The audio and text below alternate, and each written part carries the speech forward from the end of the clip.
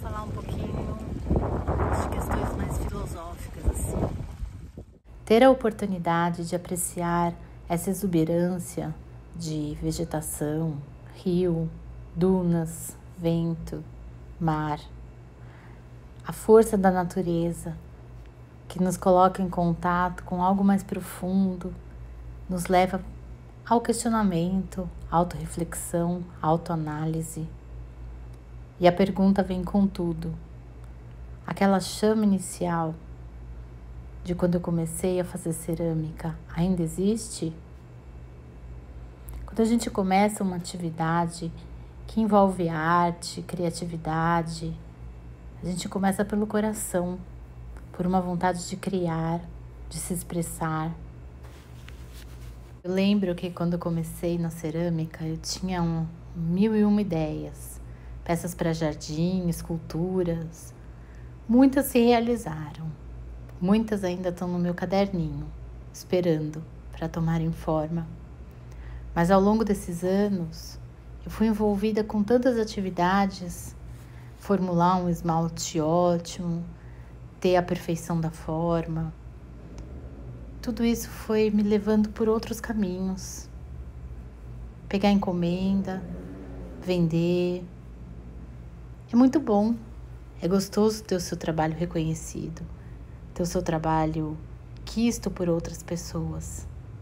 Entretanto, tudo isso que vai acontecendo com a gente no meio do caminho faz a gente ficar meio confusa, às vezes até perdida.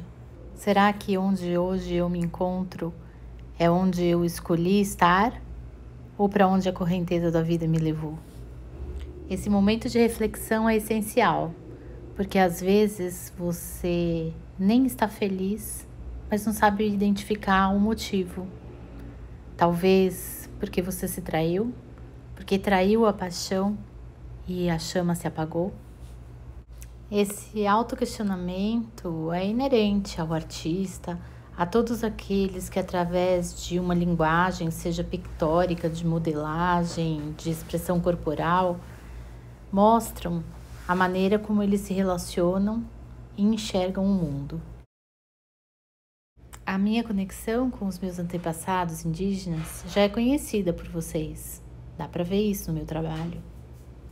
A identidade das minhas peças vem dessas raízes, das quais eu muito me orgulho. Então, ontem a gente fez um passeio lá de barco e o guia, ele estava contando muito das lendas e das crenças da comunidade dele, que é uma comunidade que descende dos quilombolas, né?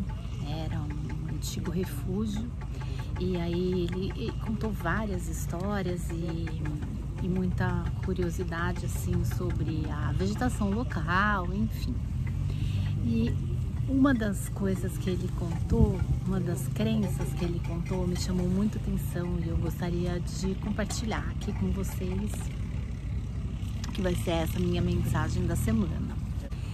Quando os portugueses vieram para cá e começaram com essa questão da plantação e eles começaram a escravizar os índios, mas depois não deu certo, aí trouxeram os africanos. O que aconteceu? Os índios tiveram contato com o homem branco e eles perceberam que o homem branco tinha uma doença incurável e super transmissível.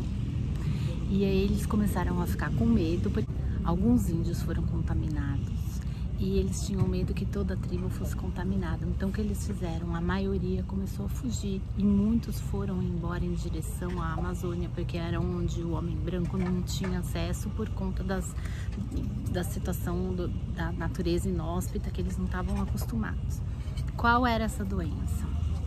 Essa doença era um tipo de loucura que fazia com que o homem tivesse vontade de ter as coisas e guardar para si, e geralmente esconder para que os outros não pudessem utilizar essa mesma coisa, o que é totalmente contrário ao que os índios na época tinham como crença. Então, se uma madeira tá ali, se a água tá ali, para ela ser o que ela é, o que a natureza fez dela, madeira, água, ela tem que ser usada e compartilhada por todos. Ou seja, se um deles fez uma lança com aquela madeira, ele vai usar essa lança do mesmo jeito que todos os outros, porque não adianta ficar parada, guardada com ele.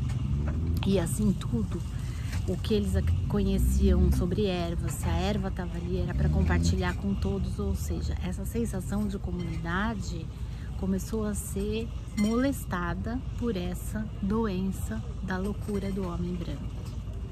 E alguns índios começaram a sentir isso também, e começaram a guardar as armas, começaram a guardar as ervas, e as coisas estragavam. E eles não queriam ser contaminados com isso. E foram embora. E isso me fez pensar muito. Eles se mantiveram leais àquilo que eles acreditavam desde o começo. Eles não se perderam pelo caminho. E é isso que eu fiquei na cabeça. Eu também quero ser leal ao que me trouxe para a cerâmica. Claro que a mensagem de compartilhar conhecimento, tudo isso é também muito forte, mas isso daí você já sabe que eu gosto de compartilhar mesmo, e que conhecimento para mim é igual livro, tem que estar aberto, sendo utilizado e compartilhado, porque livro fechado na estante não serve de nada. Mas a questão de ser leal aos seus princípios, a não esquecer os seus valores, sempre se lembrar o que me trouxe aqui, isso ficou muito forte para mim. Espero que eu tenha conseguido contaminar vocês, isso só um pouquinho, com essa vontade de repensar, de refletir e de se lembrar sempre do que você acredita. Boa semana.